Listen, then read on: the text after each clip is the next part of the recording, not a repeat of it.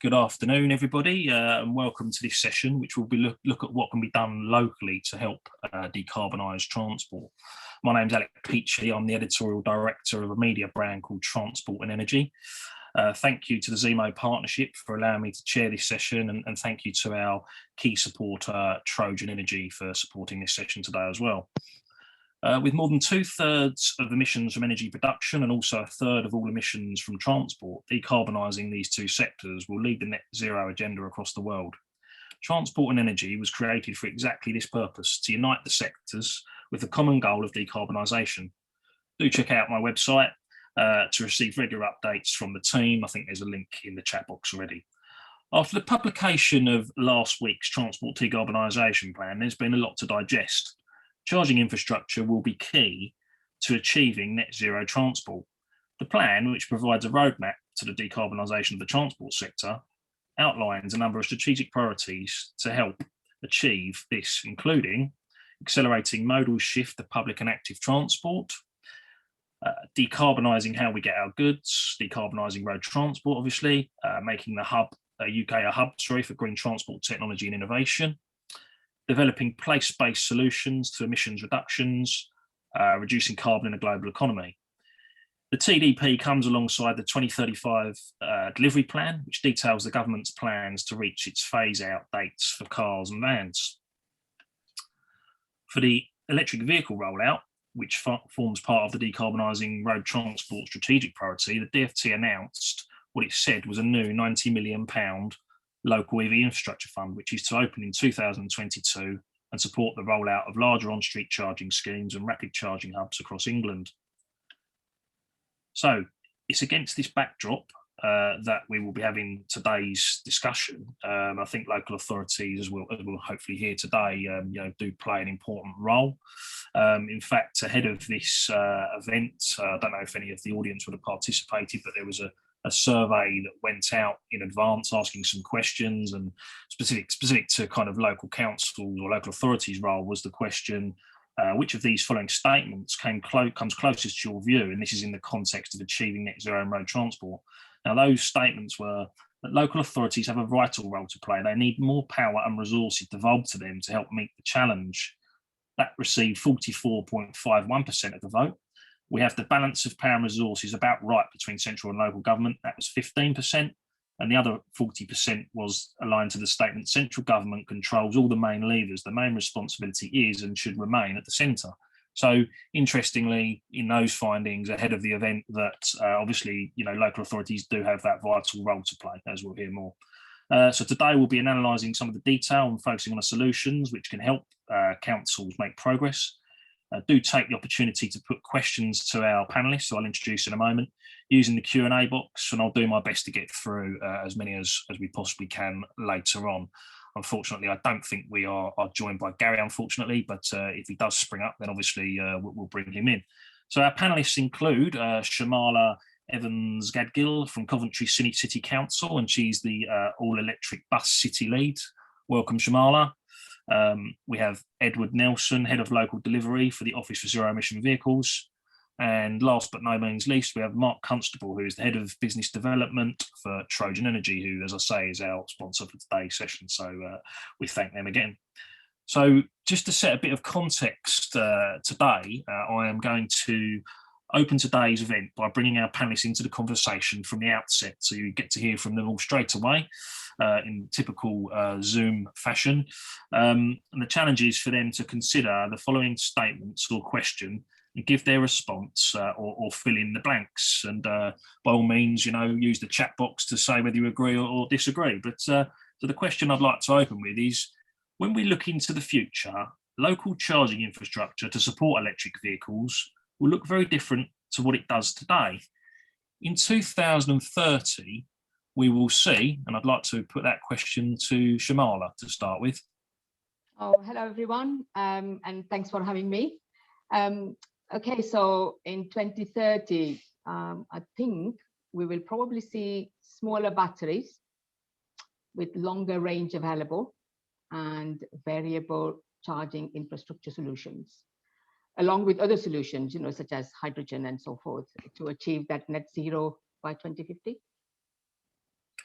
Thank you, Shamala. And same question or statement to for Edward to consider. Ed? Sure. Okay, morning, folks. Hope you can hear me okay. Great to be part of this. Yeah, I think I guess government's like our vision is for OZEV, Office for Zero Emission Vehicles, is a unit within UK government.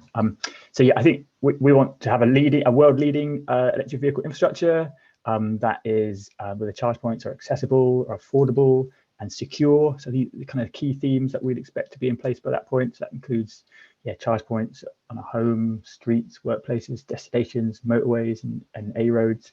And then kind of real confidence in the charging infrastructure is key. So there's a lot of work on this at the moment, but the ease of payment stuff, the kind of ensuring reliability, all this kind of freely accessible data and being able to locate and access these charge points.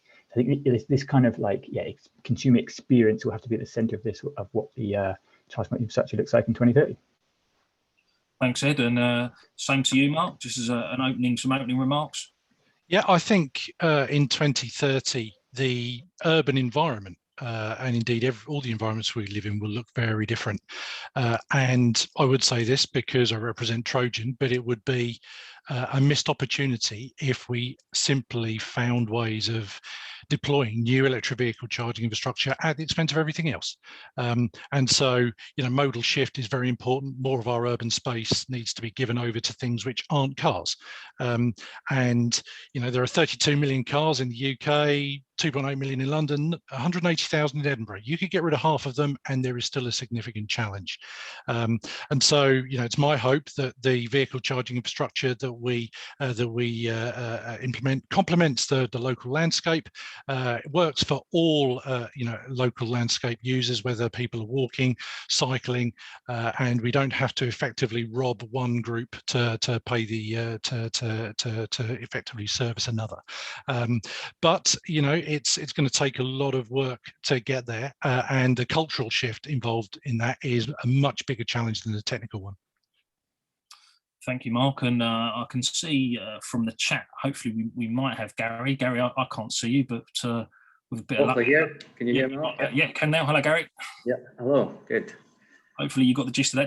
Would you like to be reminded of the statement or the question? No, it's okay. So for me, in 2030, I think we'll see, like Ed said, a lot of charging infrastructure everywhere. I think there'll be a mix of rapid charging hubs, on-street, car parks. But I think hopefully by that point, they'll be part of wider sustainable transport hubs, and there'll be places where there's modal shift and places like that. But I think they'll become lots more apparent. And I think everywhere where people leave their cars for 3 to 4 hours will have chargers, and it'll become part of everybody's lifestyle that when you stop somewhere, you plug in and you charge if you don't have a home charger. So yeah, I think it'll become part of our life, hopefully by 2030, that's just what we do. Yeah, exactly. Yeah, business as usual, hopefully. And just as a supplementary question, then in terms of the scene setting, and thank you, hopefully this helps just to hear from everybody right from the outset before we move into the structure and go into OZEV's views more widely and others, which is in order to deliver what's been set out in the government's transport decarbonisation plan, councils will need to focus on. There's obviously a lot in the TDP, so what do councils need to focus on? And let's start and hear from Shamala, who's obviously right at the heart of it at Coventry. Yes, I mean, I think I've said this before as well, but producing a strategy for the area, because I don't believe that there is one solution that fits all. I think there are a number of different solutions depending on where you are. So having that strategy, having that vision that is going to support the net zero or support the transport decarbonisation plan will be probably crucial for each council, I would say. And then looking at working collaboratively, with not only the private sector, but primarily the stakeholders like your local, distribution network operators, for example. The energy, as it says, electric vehicles, transport and energy is what it is all about. So working collaboratively, looking at providing, sustainable green energy locally also. So it is all about looking at producing that strategy, understanding what is needed for your area, and then looking at how to implement that. Yeah, very, very important point, I think, regarding, obviously both the transport and energy, professionals uniting in that way, which is a key purpose of the brand, as I mentioned right at the outset. And I think at a council level, that needs to happen more, with the highway teams and the energy teams talking to each other on a daily basis to find out what's on the agenda and hopefully, move forward in the right direction. Absolutely. Also understanding what kind of charging is needed where. This is what probably the likes of the strategy that will bring out. And who do you collaborate with to deliver something like that? So it is not, council on their own won't be able to do it. I think it is definitely that collaboration element is key to making sure that we are able to deliver what is needed from a charging infrastructure perspective. Okay, thank you for now, Shamala. So I'll put that same statement back to Ed. Yeah, sure. Yeah, there's loads. Yeah, the TDP is very wide ranging. It's like it's got loads of commitments and kind of policies on the kind of modal stuff, all the rail, cycling, walking, buses, coaches, and then the cross modal stuff. Freight and logistics and low carbon fuels and what the role of hydrogen. So I guess there's loads in there that don't let it intimidate you. But I guess just drawing on one specific bit that's in there that not my immediate area, but I thought it looks pretty important. Is kind of bolstering the role of local transport plans around decarbonisation. So I think there's some commitments in there about making sure that decarbonisation measures are kind of expressed quantitatively in local transport plans, and such that funding attached to that would have to be contingent on that. So I guess I draw everyone's eye to that area, local transport plans, LTPs, I think, and there's government colleagues are working on kind of guidance for that, and we'll be consulting on that soon. I'm sure you'll see more information soon. But yeah, local transport plans are a useful little part of the TDP, which is massive. So certainly is a massive document, Ed, but thank you for pointing that out, and no doubt we'll go into a little bit more detail in just a moment when we come back to you. So over to Mark, though, just briefly, Mark, on that supplementary question or statement to consider. Yeah, so just to add to what Shamala and Edward said, whenever I've done a kind of a strategy in the past, I've effectively looked at the end result and worked backwards. And a lot of strategies that I see, not just in the local authority space, but in other spaces as well, are incremental. So they kind of start with the status quo and how do we move to step A, step B, step C, etc.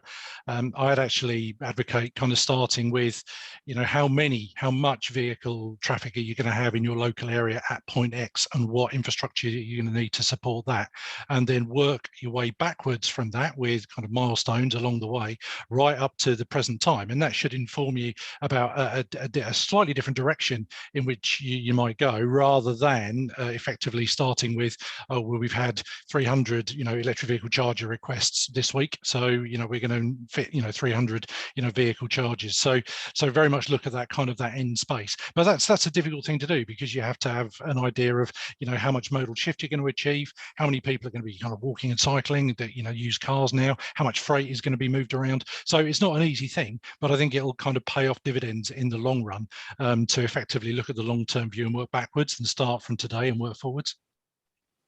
Thanks, Mark. And Gary, you've obviously done a lot of work in your role for urban foresight with the Dundee City Council, as I understand it. What would you say is key from a council's perspective when considering it against the backdrop of the TDP, which hopefully you've had a chance to digest? What do you think is the key kind of things that councils need to focus on? Yeah, to me, obviously, I worked in a local authority for a number of years as well, so I think it's probably, the document's really good because it brings a lot of strands together, but that's not how councils and local authorities are set up at the moment. So they kind of need to probably have a bit of regrouping, focusing, because they have air quality teams, sustainable transport teams, fleet teams, EV teams.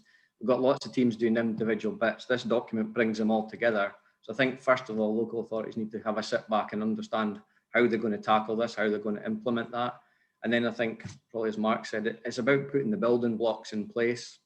We can't ask people to switch their modes if we haven't given them the options. You know what I mean? We need to have cycle hire schemes, better public transport. We need to put all that in place before we start saying to folk, make that transition, move to electric vehicles, you need to have chargers in. So it's all about refocusing and then starting at the beginning. What can a council influence? What can they do? And then start building from the bottom up and putting those building blocks in place so that we can take people on that journey with us.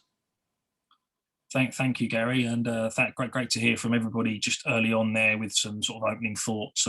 Conscious of time, and apologies for the technical difficulties that we had at the beginning. So a lot to get through. So I'm going to move on to a bit more detail now with Ed. Hi, Ed.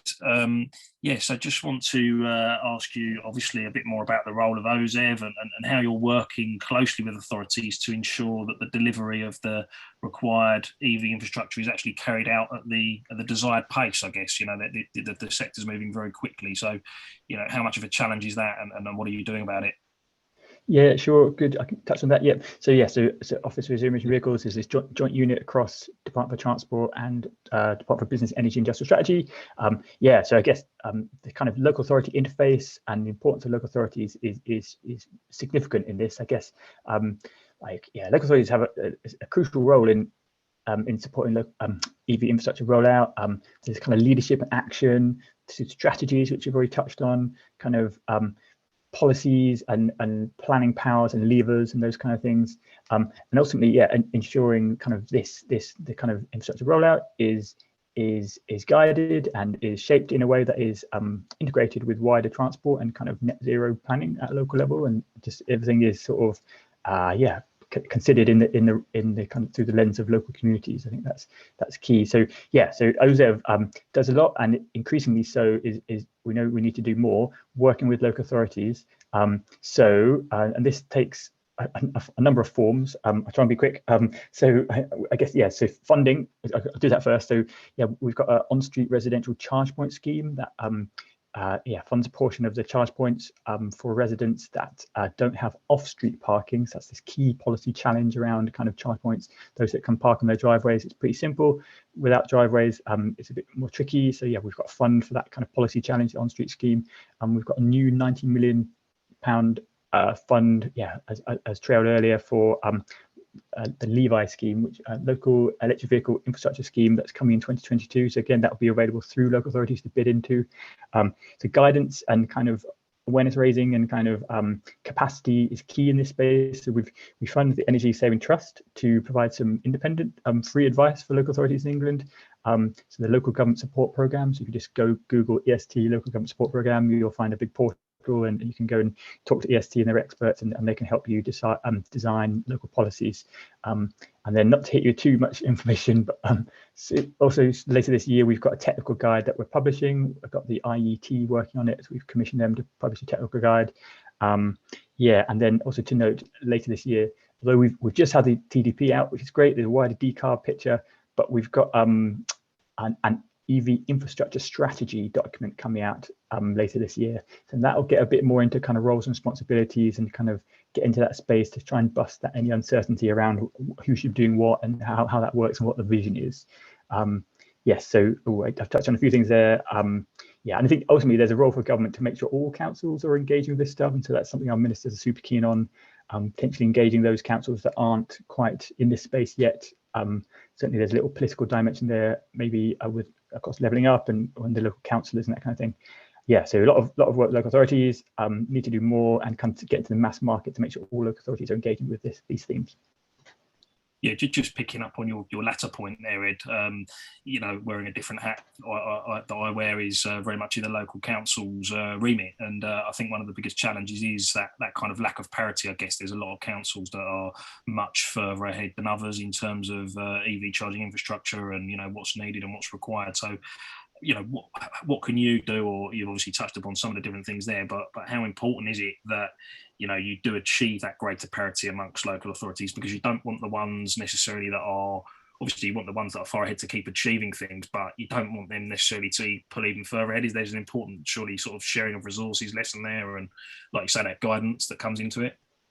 Yeah, perfect. Exactly. Yeah. I think so. Early on in this transition, we funded the Go Low City scheme, which did fund a number of created a number of leading areas like Nottingham, Milton Keynes, Dundee, and Gary's work up there as well. I think the past couple of years they've been very generous with their time, and that's part of the scheme to share their lessons and share their kind of speak at conferences and speak internationally. I know a number of them have spoken internationally, just to kind of get lessons and get the dialogue going. I think that needs to continue. Certainly there's a work stream in OZEV to consider what new forums are needed for sharing expertise and sharing best practice, and that gets into that challenge you just said, like I guess we need to make sure that the leading areas get something from that, and maybe give something back to that, but also that there's something from the local, the kind of areas that haven't engaged yet, maybe that are starting from their first steps, so maybe haven't put in any on-street charge points yet, or haven't quite got a strategy. Like it's difficult to make that, well, it would be incredibly challenging to make that leap up to what Nottingham and Dundee are doing and Coventry, but yeah, so we need kind of a pathway and need forums to do that kind of thing. So I think there's a role for government making sure that those kind of forums exist for awareness raising and sharing information. Yeah, and I say we've got a technical guide coming later this year. We've got the infrastructure strategy coming later this year, which will get into this space of roles and responsibilities. Yeah, maybe I'll pause there slightly. So if people go on the OZEV website, they can find a lot of detail about those things, Ed, I assume, in terms of links to relevant documents, etc. Yeah, so one of the big things that got published the other day, which might have just at the same time as TDP, was the 2035 delivery plan. So that is in the decarb space, but focusing on electric vehicles, emission vehicles, and charge points. And so that provides kind of a bit of a one-stop shop for how government is working to get to the phase-out date of 2030 and 2035 for zero-emission vehicles. So that's worth. I'll put the link in the chat after we're done, because I'm conscious I'm referencing a few different things and jumping around a bit, but I'll pop that in the chat so that everyone has it to hand. So the 2035 delivery plan, that's a good one-stop shop, I think, for folks. So what, in terms of the rollout of the required infrastructure, and going back to the survey that I think was carried out by Zemo in advance of this event, in terms of one of the responses was that there needs to be that more power and resources at a local authority level. So from your perspective, with the rollout of the required infrastructure, is that something that you see being led more by the private sector and at a local authority level, or obviously central government have that role to play, don't they? But where is the money coming from? People might ask.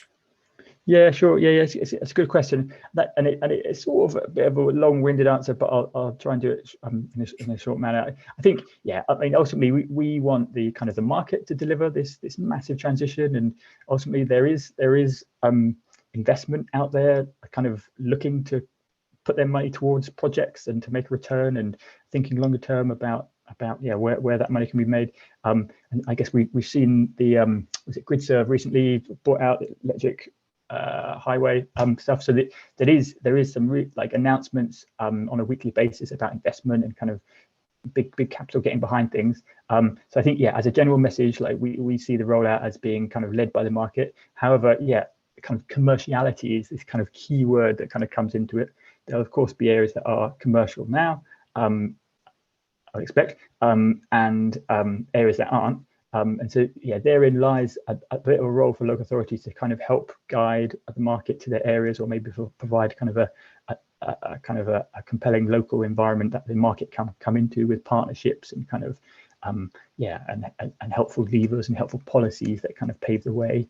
So I think OZEV does have lots of funding for grants, and so we mentioned the local infrastructure fund, mentioned the on-street scheme. We've got charge points. We've got grants for charge points at home, workplace. And we've got a lot of work on the strategic road network. So there's 950 million towards motorway service areas. So I think, so I think there are areas of market failure, and we're kind of more active in those space with funding. I think that and the market should be able to kind of get into the places that are commercial. I guess therein lies questions about what about rural, what about kind of less commercial areas.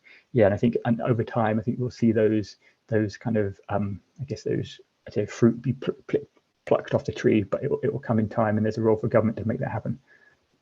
Great. I can see some people in the chat box are very usefully putting some references to those links that you mentioned. So hopefully they might have helped you out there a little bit, but I'll have a look in a second when I move the conversation on. Just finally, and I think Gary, he talked about some of the different threads that there are, obviously, that are kind of brought together in the TDP, and considering that just for a moment in terms of the different forms of transport, i.e. buses, coaches, HGVs, cars, and again, against that backdrop, I suppose, of councils who might be introducing clean air zones, or they might have declared climate emergencies. How does the TDP, I suppose, consider all those things in the round, and how important is that? Yeah, I think it's super it's monumental to have it to have this document, and it's been a while coming, and it's been held up a bit within government, which but it's great, it's out now, and I think it's it's the first time we've had a kind of a holistic and cross-modal approach with kind of a number of ambitions and commitments and for the entire sector, transport sector. I think it's super helpful for local officials to have that kind of thing out there. That it can give them certainty for their own policies and their own kind of local considerations. We've already talked about how there's a lot of joining the dots is crucial at local areas. Certainly when I speak on electric vehicles, electric vehicle charging, I get asked about like, oh, what about minibuses? What about coaches? What is government doing on HGVs? And so there's obviously sections on those in the TDP. So it's good for local authorities to kind of see what the plan is almost on for all these different kind of pieces to the puzzle, so that they can be assured that how it all fits together. Because I think when having certainty on the picture, certainty on the plan is super helpful for local officials to communicate within their teams and within their management structures and local, I guess, political structures with certainty to help kind of leverage change, I guess. Okay, Ed, thank you for now. No doubt we'll bring you back in later. Again, a reminder, if anyone wants to submit any questions for our panelists, then do so in the chat box. It looks like the best place for that. I'm just going to now bring in, I think we'll start with Shamala and then Gary, but just both from a local authority perspective now. So Shamala, I suppose firstly, what are your reflections on what you've heard from Ed, and do you think the TDP goes far enough in terms of helping councils? You're on mute, Shamala. I am on mute, yes. I just realized that, sorry. So, I mean, I totally agree with what Ed has said. I think from a central government perspective, I think they are doing quite a lot in this space. They are, in a way, empowering local authorities to do their bit locally. It is, like I said, right at the beginning, it is important that the local authorities know what is needed in their area, as far as from a charging infrastructure perspective, so once it is really, really very crucial that is understood before anything else, because from central government perspective, they have allowed for a number of different funding opportunities. And does the TDP go far enough? It could have been a bit more bold, but again, you do need to understand that there needs to be a lot of consultation and so forth to happen to make certain statements as well. I think that it goes just about far enough, but it could have gone, it could have done a bit more, I would say. That from local authority perspective, I think they are super helpful, that understanding the awareness within the local structure, to do with the local politicians or local members, taking them on the journey is very, very much important. What can the central government do around that? I'm not really 100% sure. I think from their side, I feel that they are doing. I think it's a local authority should be, they should really take advantage of that, what is available. And obviously in Coventry, Shamala, I know when we were preparing for this event, you said you could probably speak all day about some of the successes and challenges that you've had to overcome. But I just wondered if you could, briefly touch upon, we talk about the importance of strategy, Mark, for example, and working backwards. Is that an approach that you've taken in Coventry in terms of some of the things you've done, for example? Yes, I think in Coventry, we've sort of gone along with what is the end goal. It is about achieving that net zero. How can we do that from the transport side of it? So we have basically gone and as the funding has been made available, we have then looked to collaborate with private sector. We've looked to identify how that funding can be sort of tapped into, which forms part of the strategy. Like we have a bid for the ULEV taxi infrastructure project, where we have managed to secure funding to install rapid charges in Coventry. We have also tapped into the on-street residential charge point funding and provided a number of charges. We have now 468 charges operational in Coventry, different type of charges, including slow, fast, rapids. We have also gone into partnership with the private charge point operator to tap into the workplace charging fund, if you like, looking at sort of getting the awareness to the businesses. We have had Energy Saving Trust come and do some seminars for us, look at our fleet.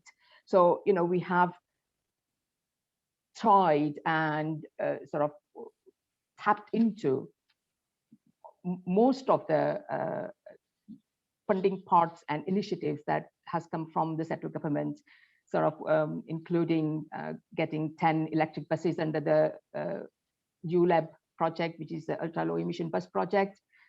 We sort of launched those 10 electric buses in August 2020.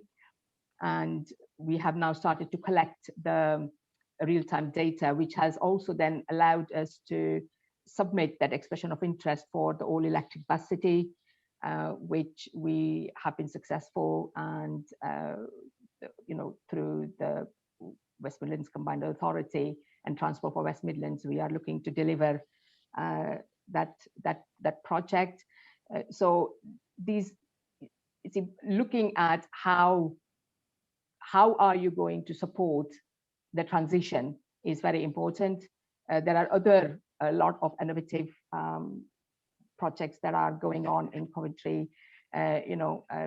We also have, I think it was only last week, Coventry is sort of like home to the UK Battery Industrialization Centre, and we've submitted plans for the Gigafactory in Coventry as well. We are also looking at sort of dynamic charging of vehicle, looking to see how we can facilitate the charging for large vehicles, freight sector, passenger service vehicles like the buses and coaches, in sort of exploring if dynamic wireless power transfer technology is suitable or not. So we are doing the feasibility study now. So again, I mentioned earlier on, there are a number of solutions that are available to support the transition. And as a local authority, I think we need to explore what suits the area that you are in, and see what the constituents are needing. Car clubs. At the end of the day, we want to reduce the car journey. So looking at different modes of transport. So creating mobility hubs. I could, like I said before, Alec, I can just go on. That's fine. Just got to move it on. I mean, like you say, there's a number of stakeholders involved there, and a number of different modes of transport. Very important that they're brought together around a table and discussions, start. And obviously, events like this are really helpful in helping to try and to push that agenda forward. Just finally, Shamala, before I move on to Gary, and I may just come back to you in a moment, but in terms of one of the focuses of this session is those practical solutions, about what we can do locally, and obviously Coventry are a great example of an authority that are kind of leading the way, if you like. But what about those councils that might be concerned that they don't have the resource or the capability or indeed the power, as was flagged again in the survey, going back to that before this event? What's your sort of key message to them in terms of to get over that maybe perhaps trepidation, to start being active in this space and really pushing the agenda in their own areas? Well, I think the first thing they should be doing, is that they should be talking to Energy Saving Trust. They have got a lot of material available and experience where they can share that learnings, how a local authority can make that start to begin with. Also, understanding what your residents want, understanding what kind of demography your area has, is probably going to allow them to decide what kind of charging infrastructure that needs to happen in their area. But I think from my perspective, my message to them would be to contact Energy Saving Trust to kickstart a charging infrastructure network in their area. Okay, Shamala, for now, thank you. I just want to bring Gary in now. And Gary, I wondered if you, first of all, maybe you can just reflect upon some of what you've heard up to now. Obviously, we've prepared in advance of this event. I just wondered if you get your reflections on, obviously you've done a lot of work, as already mentioned, with Dundee, for example. And again, I suppose some of those challenges that councils are perhaps facing are familiar ones that you've overcome in the past. Yeah, no, thanks. I think, like, to me, the TDP was interesting because it brings all those areas together. I think the cities that Ed talked about, the really successful cities, they probably chased funding for a while, and the good cities that were really advanced were good at getting the funding. So to have it all brought together in one place with one clear vision, I think is really important. It gives the local authorities that confidence that this is the right direction, because some are still nervous about electric vehicles. Those that are starting the journey still think, well, is this the future? So that document now kind of lays it out for everybody. Yes, it is the future. I think it's very difficult. Each local authority has their own areas of control. They have, what they can control over buses or taxis or something like that. So it's very difficult for that document to be very prescriptive. So I think it's a good document that lays out, this is the future. This is the way we're going to go. There is going to be help and guidance coming for local authorities. But yeah, I think bringing it all together and just telling that whole story, I think, is what the document does to me, which really gives confidence. I think that's the key thing for me, confidence, that people should make that decision and make that start. If they're not started on the journey, get started on it now.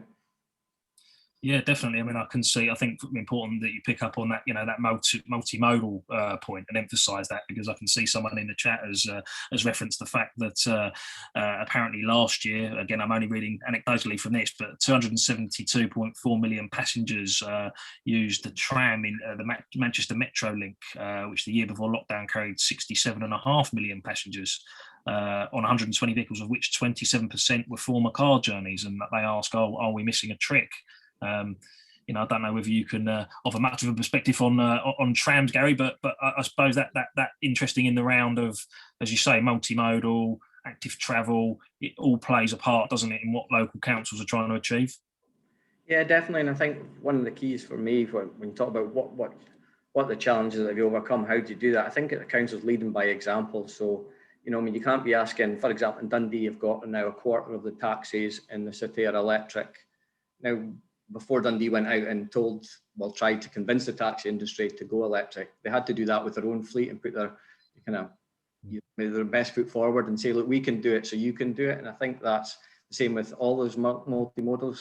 Local governments have got to be seen to be leading by example, so encouraging their staff to use all those things. You've got to be doing that before you go out and tell everybody else to go on that journey with you. So I think it's really important, like you say, that we look across that. There's lots of COVID obviously brought forward a lot of good work on cycling, walking. Obviously there's a lot of interesting stuff happened over the years. So I think we can build on that and really take it forward. But I do think, that's quite important. Is that councils like Coventry are seen to lead by example. That's what you have to do. You have to be looking to be progressive, I think. Yeah, I think you're right. I think that leading by example is a very important point, and important as well that those councils that are perhaps further ahead, as I touched upon with Shamala, that they, that there is that sharing of resources and learning, and councils can, policies can be adopted from one council to another, and, that collaboration is key. Would you agree? Yeah, definitely. And I think one of the things that's probably missed out when we write guidance documents and we do sharing of policies, that's great. But actually the key thing is what not to do. To go to cities that I've spent a lot of time doing stuff and I've struggled with things or learned loads of lessons and I think it was Shell were on, talking about how it took 2 years to plan their first forecourt. That's the same. We built a charging hub in Dundee. I was involved in it. It took us 2 years to plan and 13 weeks to build. So it's learning those lessons. How can we shortcut the people who are, starting on this journey to learn the mistakes, learn the things not to do, because it's great having the policy and that, but actually, if everybody goes down the same road and comes across the same problems, it'll take us a while. So I think what Ed's talking about, the Go Up to Low cities, I've been at a number of them, and they're really great, and really great forums where people are not afraid to stand up and say, well, don't do that because that's wrong, it doesn't work, or it takes you so long. As important as sharing policies, I think, in my eyes. Okay, Gary, thank you for now. Conscious that I want to bring Mark in. Hi, Mark. Firstly, can you briefly outline the role of Trojan Energy and what your key priorities are? So, Trojan, was effectively formed to help everybody benefit from the energy transition. We have a unique and innovative solution in the residential on-street charging space, and it's interesting hearing some of the challenges talked about by some of the other panels. I mean, the reason that I work for Trojan as opposed to somebody else is because the approach of the organisation is to engage way further up the kind of the conversation than simply the the sales process or the deployment process or the implementation of projects. I spent 4 years running EDF Energy's electric vehicle function. I spent almost 2 years at Transport for London looking at a rapid hub deployment program, which is where I first met Gary, by the way. He was very helpful in passing on some of the Dundee learnings. So I've business cased every single form of charging in the land, whether it's private depot charge on the driveway, on the street, B2C, B2B, rapid, slow, and we just need all of it. And the challenge for councils is that because we need all of it, and there isn't one organisation that can do all of it, procurements are either massively painful because you've got to do one and talk to 20 different people, or you've got to do 20 different procurements. And there's kind of no way there's no real kind of way to get away from that. And the procurement challenges within local authorities are absolutely acute. Procurement officers are overworked. They've got a very, very wide portfolio. They don't necessarily have the bandwidth to look into, I've got the luxurious advantage of having thought about very little else but EVs in a professional sense for the last 10 years. If I'm a procurement officer in a local authority, that's not the case. And so the Transport Decarbonisation Plan actually calls out a local authority toolkit that I wanted to make sure that I mentioned, in this session, because, it's, the development of that could really go an awful long way to help those local authorities, catch up, the ones that kind of haven't started on the journey yet. And I've got two hopes for that local authority toolkit. One is that it takes the learnings from the local authorities at the other end of the continuum. You called out some of them earlier on, and also the toolkit addresses the kind of the cultural aspects and the kind of the thinking around the way that councils even go out to procure. We're seeing a lot of a lack of commercial incentive in a number of procurements that have come out from councils recently, and I'm not just talking in terms of rapid on street. I'm talking about the the whole piece. Sort of specifying a specific type of solution at a specific kilowatt hour price with a very, very short kind of concession or licensing period, and the commercial incentive kind of goes. And having just done a massive procurement at Transport for London right up until the point I joined Trojan, the less prescriptive you are in terms of the detail of the solution, the better engagement you'll get from the market, and you're more likely to get an innovative solution that is a much better fit for the specific local authority. Birmingham is the largest local authority in the UK. Their challenges are are completely different to the tendering district council, which covers Harwich and Clacton, where I grew up, for example. And so it's not a case of one size kind of fits all, and we need to kind of create the conditions whereby people can reach those answers, not necessarily effectively just say this worked well over here and it's going to work well over there. But I don't envy. I spend a lot of my time talking with local authorities, and I'm aware of the acuteness of the challenge that they've got, both in terms of strategy, the kind of the nature of the problem. The Michael Hurwitz was talking about earlier today, in terms of all the factors that have got to be kind of melanged together. Cycling, modal shift, shared street space, lack of clutter, EV charging, trams, buses, all of that stuff. I don't envy anyone the challenge at all. And so all of that help is very, very, very, very important. Yeah, exactly. I think you're right. I think what's your impression then, Mark, of from a resource perspective in local authorities? Because obviously, as you mentioned, they don't just have to think about procurement related to EVs. They've got a lot of procurement that's coming their way that they have to deal with, but against the backdrop of a number of other challenges and things like could be children's services or adult services, etc. Trying to deliver against the tight financial constraints that they're normally always under, especially now against this backdrop, unfortunately, of the pandemic too. From a resource point of view, it's difficult. There needs to probably be more of a a coming together of across departments, would you say, in order to... Yeah. I mean, if I put my old kind of internal management consultancy hat on, I'd turn the organisation 390 degrees. And so a lot of, procurement, functions and even council functions are structured along the lines of subject matter. So everything to do with cars is one team and everything to do with buses is another team. I'd actually start to think about pivoting those organisational structures through and focusing them on outcomes. And if the outcome is, sustainability, net zero, more workable cities, that kind of lends itself to some of the bus stuff associated with electrification, but not necessarily franchise, route design and everything else goes in a team. And not everything to do with cars and light vehicles such as parking, congestion charging, all of those things, but an infrastructure piece kind of comes out of the car area. It can goes into the kind of sustainability led piece, and so you end up kind of building a group of passionate people who have got a much narrower brief in terms of outcome because they're focused on sustainability, but have got a much wider kind of bandwidth to focus on the various sustainability challenges associated with all the things the council has to do: transport, refuse collection, all of that kind of stuff. And I sometimes wonder if that some of the local authorities I've spoken to have effectively dropped this challenge into the parking team, and it's a bit of a hospital pass to a certain extent, because the disciplines, if you like, that they now have to try and learn before they can even start on the specifics of the infrastructure challenge are entirely different. And so, it's thinking about how those kind of council delivery functions are structured is also a key part of this challenge. Whether the local authority toolkit goes as far as talking about, the fundamental nature of how councils are structured, is open to question, and perhaps it possibly shouldn't. But if it's the one thing that I can add that kind of hasn't been said by all the expertise, that we've heard so far.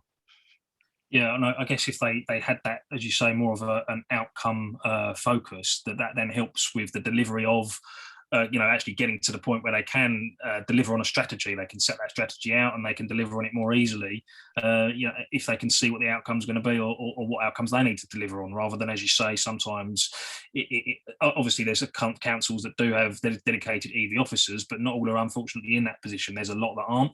Yeah. So that's the difficulty, isn't it? Yeah, absolutely, and there are lots and lots of organisations who, Trojan included, who've got a much bigger imperative to help move the conversation along than just to sell what we make, and so there's lots of ways that councils can engage. If they don't have expertise and resource that can be dedicated, there are lots of joining Zemo, joining Alec. I don't want to embarrass you, but Alec runs the local council roads innovation group. Trojan is very proud to be a member of that. It's free for any council to join. There are conversations going on and sharing of kind of expertise there. The transport delivery plan also calls out now I've got it written down because it was a new term to me, so I'm just going to look it up. The sub-national transport bodies, which is kind of different to kind of Transport for London or Transport for Greater Manchester. I think it's effectively a collection of kind of transport kind of teams from within local councils. I think there are 7 of them in the UK, so I'm just getting under the skin of that. I mean, all of those kind of shared resources are available and good sources, and I've never worked with anybody at the cutting edge of delivering the kind of the EV problem who's not willing to talk about it for hours on end to anyone who will listen, like Shamala or me or Gary or Edward. So use us as as a resource in the general sense, as well as just, you know, don't leave it till procurement time to kind of speak to, you know, those market participants who've been around the block a couple of times. Yeah, I don't quite run the local council roads innovation group, Mark, but do you not? Okay. Thanks for the plug. No, thanks for promoting me. I act as their content director, but you're right to point them out kindly. And LCRIG do play an important role, and as Mark says, it is free for councils to join, and we very much represent the practitioner level, so very much the highway departments within those councils, and of course, separate to that, transport and energy, which I run, which I'm in my capacity today. I think it's very much about uniting professionals from both those sectors to help deliver change. You know, and again, at a council level, that's just as important as all the other stakeholders that are involved too.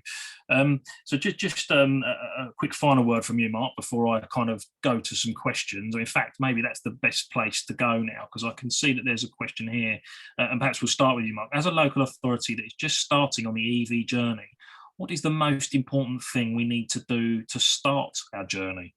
An interesting one, which might be a good question to kind of wrap this session up, actually.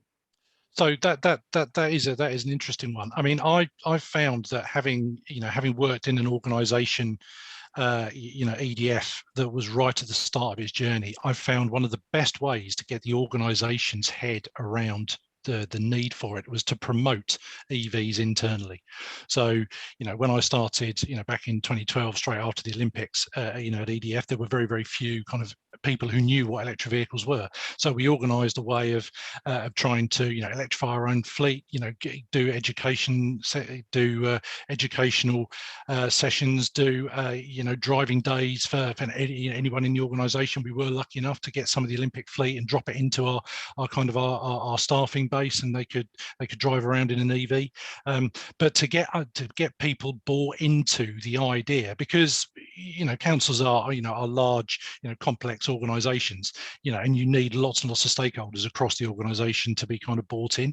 And so, you know, that cultural change piece, you know, is, you know, within the organisation that's trying to then go outward and tell everyone else about it and try and, you know, change, you know, the outcomes for the local residents. You know, it's much more effective if they can see you kind of walking the walk and talking the talk. So, you know, the obvious things are electrifying your own fleet as far as possible. Incidentally, there are way more options for councils to electrify their fleets now, particularly the commercial vehicles, than there were, you know, 10 years ago when I was trying to do it at EDF.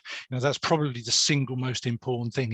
It's the classic kind of Cotter's 8 steps. You kind of build that sense of urgency, and, you know, you've got to do that internally before you can hope to kind of convince, you know, your residents to kind of put up with, you know, different infrastructures on their street, slightly different, you know, approaches to parking, preferential treatment for some, you know, kind of road users, whether it's cycles, you know, pedestrians, etc. All of that stuff needs to be kind of baked into, you know, the DNA of the organisation, I think. Okay, Mark, thank you. And very briefly, Gary, I think you talked about setting an example earlier, and I know that in the TDP, government have set out to decarbonise their fleet, which Mark was touching upon in terms of a local council level, to set that example by 2027, I believe, coming out of the TDP. But I wondered if you could just reflect very, very briefly on where the best place is to start for a local council on the EV journey. I think taking small steps, you know what I mean? You don't have to, I think people think they have to do everything and catch up really quickly, but if you take small steps, a few vehicles with a few chargers, it lets you get, like Mark says, you understand the language, the technology, what's happening, then you start building up from that. I think we've all said we're going to need every type of charger and every type of vehicle over the years, but you can't tackle that all in one. It's too big for anybody. So just take those small first steps, put a few vehicles on the road that you can control and put a few chargers in, and kind of learn from there and learn from people that have done it before. Like people here have all done it before and got lots of experience. Just learn, ask, like everybody said, we're all willing to talk, and we'll talk for hours about this subject. So yeah, just take those baby steps and talk to as many people as you can.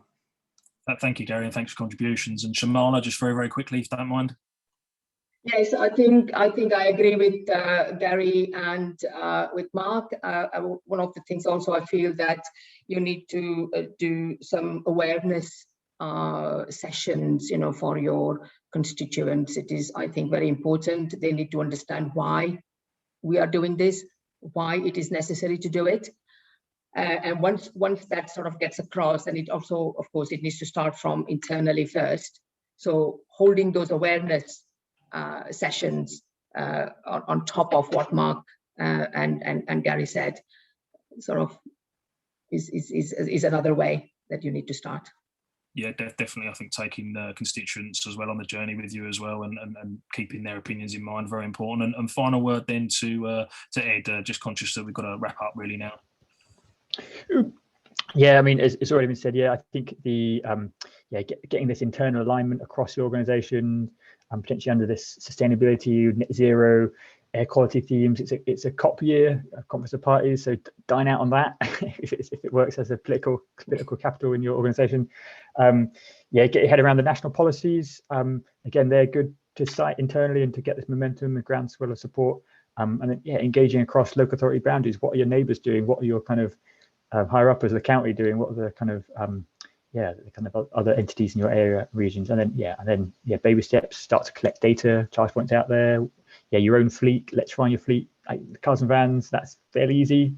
Do the heavier vehicles later. All the difficult bin lorries and stuff. Don't do that first. It causes a nightmare, I'm sure. Anyway, that's probably, I'd say that. Thank you, Ed, and thank you to all of our panellists today, and to the audience for listening and participating in the way that you have done. Sorry if I didn't get to all the questions, but as all the panellists mentioned, I'm sure that they'd be happy to speak with any of you directly if you wanted to reach out in that way, and obviously keep an eye on Zemo channels, etc. I think Ed, you've just put your email up there for reference. Again, engage and do check out as well the local council roads innovation group, which Mark kindly referenced, my website transportandenergy.com if you can, and again Zemo. I think that some of these sessions will be available on demand, so if we've not managed to listen to everything today, hopefully we'll get a chance to digest it at some point. And as we say, collaboration is key to try and drive the change that's needed to accelerate decarbonisation and the net zero agenda. And again, it starts with discussions like this, and I'd just like to thank everybody for their time and their contributions. Thank you, and goodbye from this session.